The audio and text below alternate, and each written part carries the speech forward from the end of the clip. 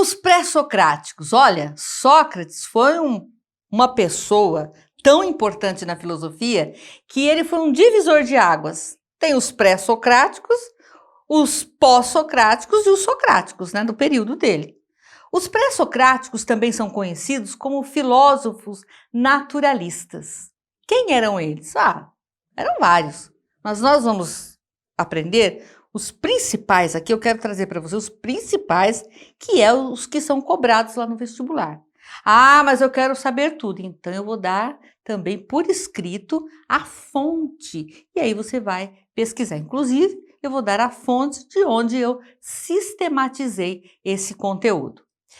Tem outra pergunta. Professora, por que nós estudamos filosofia grega? Porque a filosofia grega foi a única que fez ciência. E começou pelo Tales. Tales de Mileto. O Tales de Mileto foi considerado o primeiro filósofo. Quem disse isso foi o Sócrates. Falou, olha, Tales de Mileto foi o primeiro. Mas por que ele é considerado?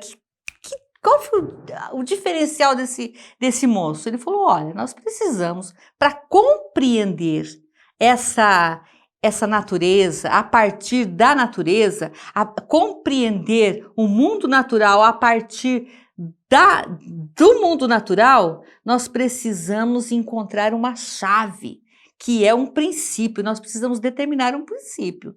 Porque se nós ficarmos retrocedendo, nós vamos chegar nunca. Então nós precisamos determinar um princípio, que é arqué. Em grego é arqué, o princípio. Então tem que ter um princípio. De onde tudo começou? E o Tales de Mileto disse o seguinte, olha, tudo tem a sua origem da água. Tudo se origina pela água, na água. Tudo. O mundo, a árvore, tudo é a água.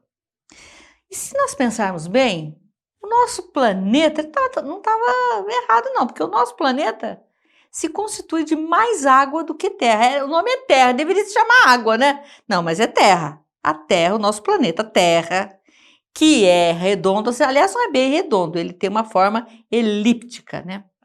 Achatada, com um leve achatamento nas extremidades, mas pelo que nós podemos ver, inclusive por meio de aparelhos de tecnologia, ela é redonda. Ela é redonda, hein?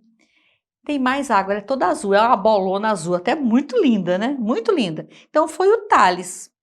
Depois deles, nós tivemos outros, mas o que eu quero chamar a atenção de você é para o Heráclito e o Parmênides, dois grandes, e a partir desses dois, Heráclito e Parmênides, toda a filosofia vai se desenvolver. O Heráclito era conhecido como o obscuro, porque a forma como ele escrevia, e pouca coisa foi encontrada dele, alguns fragmentos foram encontrados, ele tinha uma forma muito prolixa. Prolixa é confuso, ou obscura de escrever, era difícil entendê-lo. Mas ele dizia que o princípio de tudo era o fogo. Por quê? Pela capacidade que o fogo tem de transformação. E uma frase clássica dele é a seguinte: ninguém banha-se no rio duas vezes, porque o rio não é mais o mesmo e o ser humano também não é mais o mesmo. Olha, ele disse o seguinte, que o mundo está em movimento, a realidade está em movimento. A grande pergunta básica da filosofia é o que é a realidade. Portanto, o Heráclito respondia assim, olha, a realidade é movimento, nada permanece, nada é igual. Nós perdemos muitas camadas de... esqueci o nome, umas camadas de células mortas, lembrei, células mortas, nós perdemos, nós vamos envelhecendo, nós já não somos mais aquela pessoa que nós éramos há 2 minutos, 1 minuto, 1 segundo atrás. Nós já envelhecemos, aprendemos mais, concordamos, discordamos. Nós passamos por uma rua, demoramos a voltar por ali. Quando voltamos, está tudo diferente, um prédio novo, uma casa diferente. tudo vai se modificando e o conhecimento também vai se transformando. Então ele fez essa relação com o fogo pelo poder de transformação do fogo. Olha, vamos pensar na história, lá com seu professora de história, que você aprendeu que a partir do fogo o mundo foi se transformando. O homem passou a não temer mais os animais, porque agora com o fogo ele podia afugentar os animais. Ele passou a se aquecer e, com isso, ele foi perdendo as características físicas. Se antes ele era muito peludo, com o fogo que ele passou a se aquecer, ele passou a perder toda a penugem, né? A pelagem dele ficou menor, não precisa mais de tanto pelo para se aquecer. Também os dedos diminuíram, porque agora não precisa correr tanto para se afugentar, para se esconder dos grandes animais, porque antes precisava subir em árvores, agora não precisa mais, agora tem o fogo. E eu fico imaginando como é que foi a cara da primeira pessoa que assou um pedaço de carne, opa, inventou o churrasco, que nós gostamos tanto, assou e viu que é maravilhoso comer aquela carne assada, e aí os dentes também foram tomando uma outra, se constituindo, foram diminuindo. E diz a lenda não, a ciência diz que daqui a alguns milhares de anos nós não precisaremos mais de dentes, mas nós não estaremos aqui, ainda bem, né? Não vamos passar por esse vexame, mas quando chegar isso também não vai ser vexame, tá bom? Então ele disse que tudo muda, é o devir, transforma, tudo está em constante movimento. Ele é considerado também, ele está na escola dos mobilistas ou dos pluralistas, tá bom? E depois o Parmênides disse, não, tudo que existe é permanente, só pode ser aquilo que não muda. Se muda, então não é. Meio esquisito, né? Mas ele disse que algumas coisas mudam e outras coisas não mudam. Um exemplo disso é quando nós nos pegamos já na fase adulta imitando os nossos pais. Se você for adolescente ou jovem, você vai dizer assim, eu não quero ser igual ao meu pai nisso ou igual a minha mãe naquilo. Mas olha, você vai se repetir, tenha certeza disso. Então a genética permanece, né? As informações genéticas, as informações no DNA permanecem. Então ele tinha também a sua razão. Mas quem estava certo? Os dois estavam certos. Aí nós vamos ver como é que isso vai se desenrolar ao longo da construção de todo esse sistema filosófico. Agora vamos lá no quadro, que tem uma outra escola muito importante, que é a escola pitagórica, do Pitágoras. Quando nós falamos em Pitágoras, nós nos lembramos de quê? De números, né? Era uma doutrina, e é um pré-socrático, doutrina segundo a qual o número é o elemento básico explicativo da realidade que garante o equilíbrio e a harmonia do real. Essa concepção de número como elemento primordial nos grupos dos quatro, que consiste nos 4 primeiros algarismos, 1, 2, 3, 4, que somam 10. Olha, 3 mais 3, 6, mais 4, 10. E podem ser dispostos em forma triangular numa relação perfeita. E pode ser, olha, vamos ver aqui, ó. Vou fazer uma bolinha aqui, ó. 1, 2, 3, 4. 1, 2, 3. 1, 2 e 1. Né? Olha, formou 10, formou o número 10 de forma triangular. Isso é a perfeição. Então, Pitágoras disse o seguinte: o princípio de tudo está nos números, porque nos números é que está a perfeição, o equilíbrio e a harmonia da realidade. E se nós olharmos à nossa volta, nós vamos ver formas que são proporcionalmente distribuídas, tá bom? Inclusive, só a título de curiosidades, sabe a Mona Lisa, aquela que está lá no Museu do Louvre, na França? Um quadro até relativamente pequeno, mas é o mais famoso que foi pintado por Leonardo da Vinci. Aquela Mona Lisa, a única Mona Lisa, considerada pelo Leonardo da Vinci a mulher mais bela, que para os nossos padrões não é nada bela, né? Não é nem um pouquinho bonita, mas é considerada pelas proporções do rosto dela. As proporções geométricas são perfeitas, tá bom? Só por curiosidade. Isso não cai no vestibular, mas é bacana você saber. Depois nós temos a escola atomista. Eu gosto muito dessa dupla, Leucito e Demócrito. Eu gosto demais da conta. Olha, eu não sou mineira, não, sou filha de mineira, mas eu gosto demais da conta desses dois, porque esses dois não tinham nenhum recurso tecnológico e disse assim, olha, a realidade se constitui em pequenas partículas divisíveis, o átomo. E olha lá, vamos lá no nosso quadro. Sustenta que a realidade consiste em átomo e no vazio.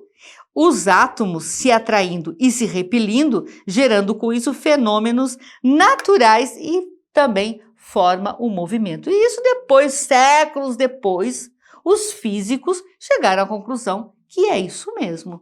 O movimento se forma por esse movimento de atração e repulsão dos átomos, que são pequenas partículas, que é a menor partícula indivisível que é o átomo, né? O professor de física sobre o átomo vai explicar muito mais. Mas qual foi a grandiosidade desses dois? Ele mostrar que aí que ele fala que a vida se constitui por uma matéria. Aí ele rompe com aquela ideia mitológica, é tudo matéria. E se existe alguma coisa espiritual, é porque existe também, se constitui, é formado pela matéria, e essa matéria se chama átomo. Materialistas são os fundadores do materialismo. E aí cabe uma explicação. Olha, vamos fazer um parênteses. Isso que eu vou falar não vai, com certeza, cair no vestibular na forma de perguntas e respostas, mas pode cair na redação, para você falar sobre isso. Não especificamente, mas dado o tema. Quando nós falamos em materialismo hoje, nós pensamos naquela pessoa apegada aos bens materiais, aquela pessoa só pensa em bens materiais. Mas quando nós estamos na seara da filosofia ou da física, em que nós falamos que o pensamento de Leucipo e Demócrito deram origem ou inauguraram o pensamento materialista, está dizendo que a realidade se constitui ou se forma por uma matéria, e essa matéria se chama átomo. Por isso que é a escola atomista. E aqui uma pergunta para que nós possamos pensar sobre e encerrar esse bloco. Vamos lá na pergunta. Qual o sentido e a importância da contribuição dos filósofos pré-socráticos para a formação e desenvolvimento da tradição filosófica? Aí você pode fazer um belo de um texto para ir se exercitando, lembrando que a segunda fase do vestibular é por escrito, não é de múltipla escolha. Olha a importância desses filósofos, porque, primeiro, eles inauguraram um modelo de conhecimento que deu a origem, que desenvolveu a ciência. E a ciência nos trouxe nesse mundo que nós estamos. Esse formato que nós estamos aqui, você está aí na sua casa, ou no ponto de ônibus, ou na rua, ou sei lá onde, mediado aqui por essa tecnologia, graças à ciência, alguém que desenvolveu esse conhecimento. Toda essa parafernália aqui dentro do estúdio é ciência. Tecnologia é ciência. Então, os primeiros filósofos, deram esse grande passo de ousadia. Nos dias atuais, nesse período, nós falamos muito em sair da caixinha, fazer diferente, empreender. A palavra de ordem agora é empreendedorismo. Então, esses primeiros filósofos foram, sim, empreendedores. Eles tiveram coragem de romper com uma tradição já dada, valores dados, conhecimentos já prontos. Eles tiveram coragem de falar, peraí, isso não é bem assim. Nós podemos conhecer a realidade sem apelar para o sobrenatural. Nós podemos conhecer a realidade procurando a chave desse conhecimento. A realidade tem que ser explicada aqui mesmo. no concreto mesmo, nós não podemos usar dessa racionalidade mitológica. Nós precisamos buscar o princípio, nós precisamos buscar um conhecimento, discutir, e é isso, essa a grandiosidade deles. E uma outra coisa importante é que eles dialogavam e tinham caráter crítico. O que é esse caráter crítico? É não dizer sim para tudo. Então todo mundo, olha, o Tales disse que é a água, mas o Anaximandro disse que é o ar. O Heráclito disse que é o fogo. Mas qual o certo? Todos justificaram, todos fundamentaram, tiveram uma boa argumentação, todos apresentaram nexo causal. Então mostra que não existe o conhecimento absoluto que não cabe, que não contempla uma discussão. Essa que está a grande diferença. É aqui que está essa diferença da filosofia. A filosofia por si só, tem essa vocação de criticidade. Nós precisamos conhecer tudo, buscar fundamentação, buscar argumentação e concluir. Mas essa conclusão também é passível de outra discussão, se apresentada outras hipóteses e outras teorias, assim como a ciência. Se uma coisa serve para hoje, pode não servir amanhã para o mesmo grupo. Serve para um determinado grupo, mas não serve para o outro. Assim que é a ciência, tá bom? Então, nós ficamos por aqui nesse bloco e depois vamos continuar, tá bom?